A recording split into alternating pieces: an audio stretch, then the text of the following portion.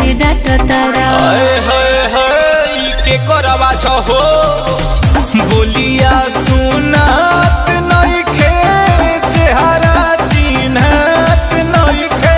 अच्छा पीले पानी 20 बोतल पियर जान है पीनियर। चढ़ल मोहब्बत के बापी भर जान है पीनियर।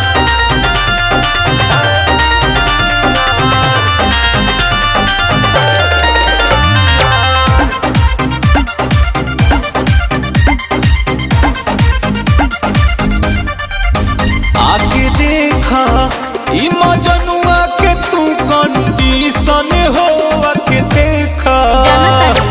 दारू में भोरे से गोताइल बड़ा तू लगता चिलम फुकियाई बड़ा तू।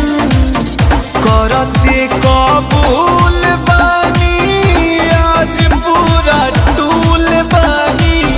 पावन के बड़ बाटे जीगर जान है पीनियर। चढ़ल मोहब्बत के बापी भर जान है पीनियर।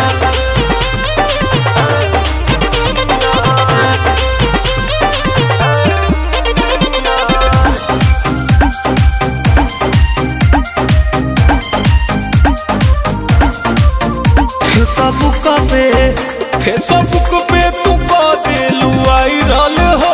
फेसबुक पे गलती से भइल बाटे फोटो अपलोड ज्यादा तू जान ला दिमागी अपलोड। इज्जत नीलाम कइलू बेइज्जत सरेआम कइलू। घोषित तू का दिहलू फाटीचर जान है पीनियर।